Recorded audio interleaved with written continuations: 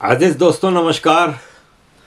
अजीज दोस्तों, कुछ international news के साथ पहले शुरू करते हैं। बांग्लादेश में इस वक्त टोटल अफरा तफरी बन चुकी है। बांग्लादेश बहुत तेज़ी से पाकिस्तान बन गया।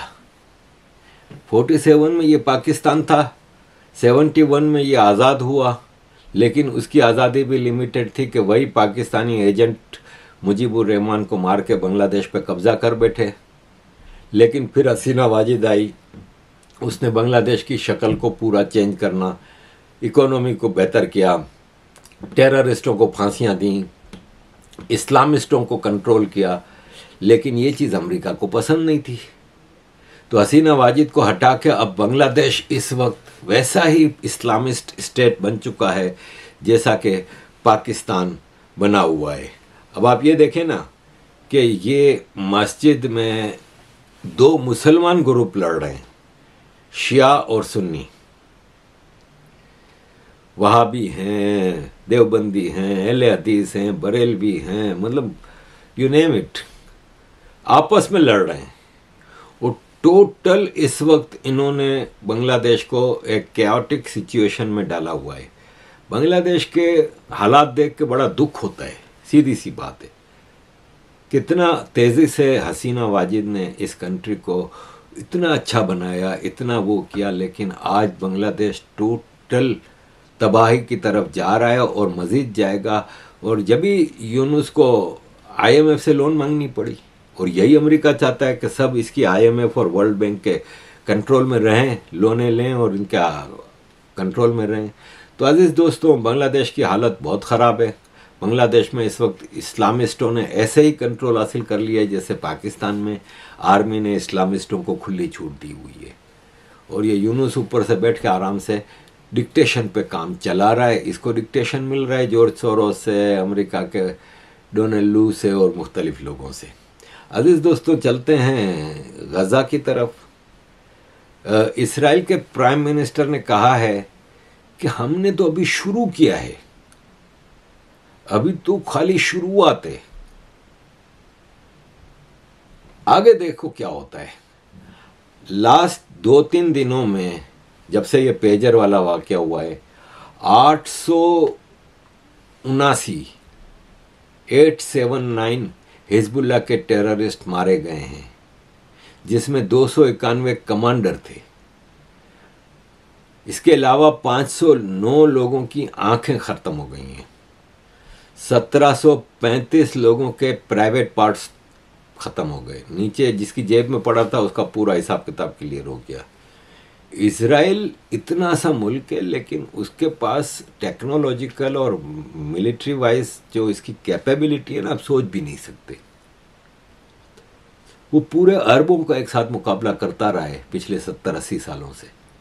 1948 जब से इसराइल बना है, उसने सारे अरब एक तरफ होते थे।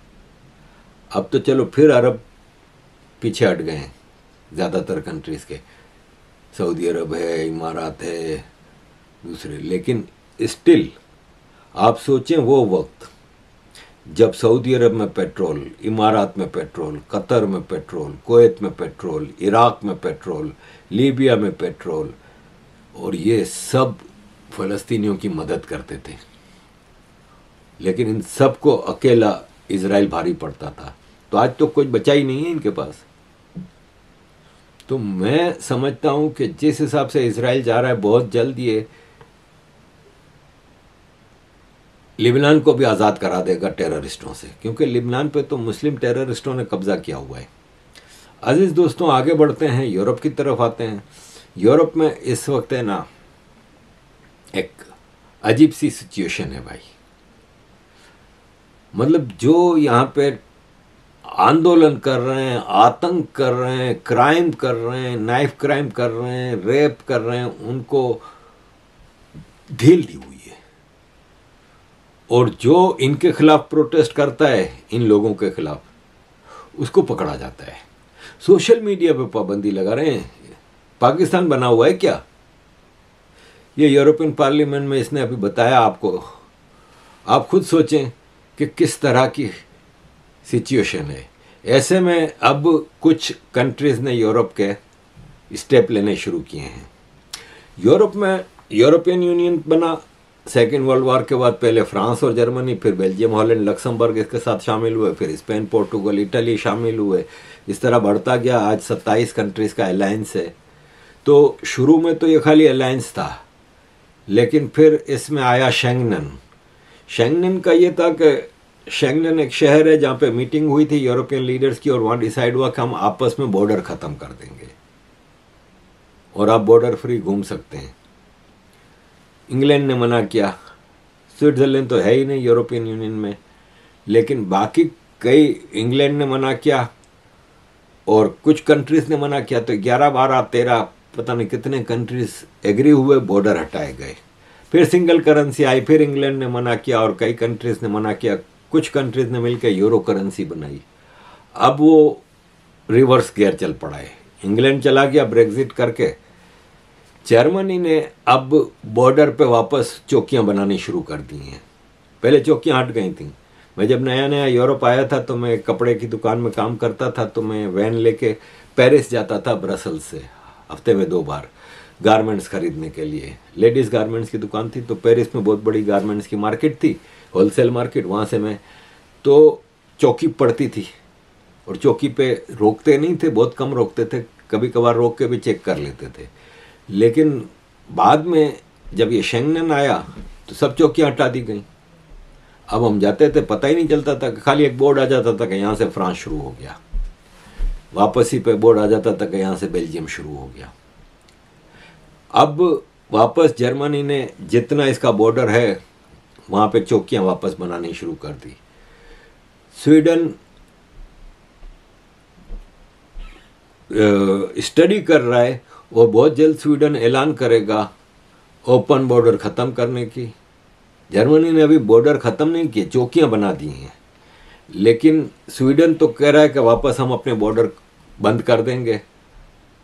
नेदरलैंड ने यूरोपियन यूनियन से रिक्वेस्ट की है कि हमें EU माइग्रेशन पॉलिसी पैक्ट है ना, जो साइन हुआ था, क्योंकि यूरोप में यूरोपियन यूनियन में जितने फैसले होते हैं वो हेड ऑफ स्टेट बैठ के फैसला करते हैं, इसके बाद वो एक एग्रीमेंट बनता है।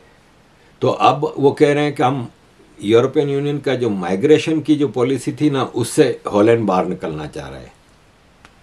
इटाली की जॉर्जियो मेलोनी ने कल एक स्पीच की जिसमें उसने खुल के कहा कि माइग्रेशन हम बंद कर रहे हैं, और कई चीज़ें उन्होंने कही इसमें।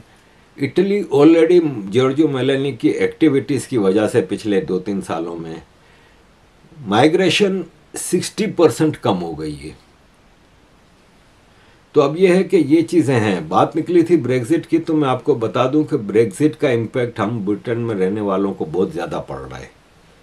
मेरे इंडियन दोस्त यहाँ पे, या मेरे जो दूसरे दोस्त, जब ब्रेग्जिट का शोर उठ रहा था ना कि इंग्लैंड ब्रेग्जिट कर रहा है, तो मैं हमेशा उनको कहता था कि ये गलत है। वो कहता है, हाँ तू तो फ्रेंच सिटीज़न है ना, तू तो चाहेगा कि यहाँ पे ब्रेग्जिट ना हो, क्योंकि एज ए फ्रेंच सिटीज़न में एज ए ब्रिटिश सिटीज़न के पूरे राइट्स लेता था। तो मैं उनको यही समझाता था कि भाई ब्रेग्जिट हो भी रहा है तो जो 5 साल से यूके में रह रहा है यूरोपियन सिटीज़न, उसको मसला नहीं होगा, उसके वही राइट्स रहेंगे जो ब्रिटिश सिटीज़न के हैं। तो जो मेरे राइट्स हैं मुझे तो पर्सनली कोई मसला नहीं होना, इकोनॉमी पे बहुत असर पड़ना है। Again I will explain you कि देखें, ब्रिटेन की जितनी फूड और दूसरी जो ज़रूरियात होती है ना एक इंसान की, आम घरों की, एक मिसाल ले लें कि आप वो जो प्रोडक्ट्स होती हैं बाथरूम साफ़ करने की, किचन साफ़ करने की, कपड़े हैं, लत्ते हैं, गारमेंट्स हैं, फूड आइटम्स हैं, वेजिटेबल, फ्रूट, डेयरी, गोश्त, ये सब, उसमें यूके की मेजॉरिटी इंपोर्ट है ना, वो यूरोपियन यूनियन से होती थी। और being part of European union tax free हो जाता था। अब क्या है कि ब्रेग्जिट के बाद अब जितना भी माल आता है यूरोप से, वो टैक्स लगने के बाद सीधा सीधा आपका 20% प्राइस बढ़ गई। जो सामान हम 50-60 पाउंड का सुपरमार्केट से लेकर निकलते थे, वो आज 100 से ज़्यादा का हो गया है। तो फ़र्क तो पड़ा है।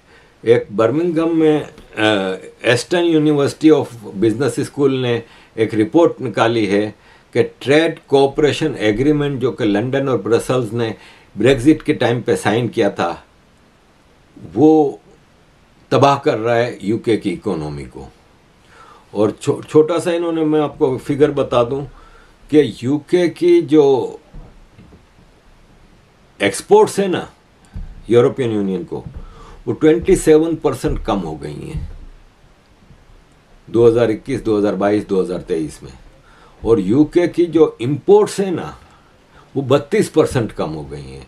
अगर ब्रेग्जिट ना होता तो ये ना होता। ओवरऑल यूके की एक्सपोर्ट्स है ना वो 17% कम हुई है पूरी दुनिया में, और इंपोर्ट्स 23% कम हुई हैं। यूके की इकोनॉमी आम आदमी के लिए तबाही ला रही है। अजीज दोस्तों, अब चलते हैं अमेरिका की तरफ। अमेरिका में एक बहादुर आदमी है, डोनाल्ड ट्रंप। जब कोविड आया था तो कोविड के वायरस को कुछ लोगों ने चाइनीज कहा तो पूरी दुनिया में हंगामा मच गया। इवन मुझे याद है कि मैंने उस वक्त एक यूट्यूब वीडियो बनाई थी कोविड के ऊपर, जिसमें चाइना के बारे में सब कहा था। मुझे यूट्यूब ने 1 हफ्ते के लिए बैन कर दिया था, मेरी वो वीडियो भी डिलीट की थी। उस वक्त एक बहादुर आदमी था जो कहता था कि इसको कोरोना वायरस नहीं कहो, इसको चाइनीज वायरस कहो। और वो डोनाल्ड ट्रंप अमेरिका का प्रेसिडेंट होके इतनी बड़ी बात कर गया था। तो अजीज दोस्तों, मैं समझता हूं कि वक्त आएगा, अगर डोनाल्ड ट्रंप आ गया तो थोड़ी बहुत, ज़्यादा तो नहीं लेकिन थोड़ी बहुत तब्दीली आएगी। इससे तो उम्मीद नहीं है। ये कह रही है कि मैं अगर वापस ऑफिस में आ गई जीत के तो मैं बहुत सारी चीज़ें फिक्स कर दूंगी। भाई साहब, 4 साल से आप क्या कर रही थी? 4 साल से आपने क्यों फिक्स नहीं किया? अब आप फिक्स कर रही हैं। यार, ये अमेरिका जैसा देश जो पूरी दुनिया में इस वक्त रूल कर रहा है, एक मजाक बना हुआ है। अमेरिका में 4 साल से एक ऐसा प्रेसिडेंट है जो अकेला टॉयलेट नहीं जा सकता, उसकी बीवी इसको पकड़ के ले जाती है। ये आपने देखा। 11 महीने बाद इसने कैबिनेट मीटिंग बुलाई है। 11 महीने बाद कैबिनेट मीटिंग बुलाई है और बुला के हेलो हाय करके कहता है अब जिल आपसे बात करेगी। इसकी बीवी जिल बाइडन अब जिल आपसे बात करेगी। इसके प्रेसिडेंशियल डिबेट हुआ था जो डोनाल्ड ट्रंप के साथ, तो वो भी जिल इसको सारा गाइड कर रही थी। मतलब कहने का मतलब ये है कि अमेरिका जैसा देश इस वक्त टोटल डीप स्टेट के हाथ से चल रहा है। इसको टोटली डीप स्टेट चला रही है। लेट्स सी अजीज दोस्तों क्या होता है। 2 महीने रह गए हैं। थैंक यू वेरी मच अजीज दोस्तों for all your support. Kindly keep supporting.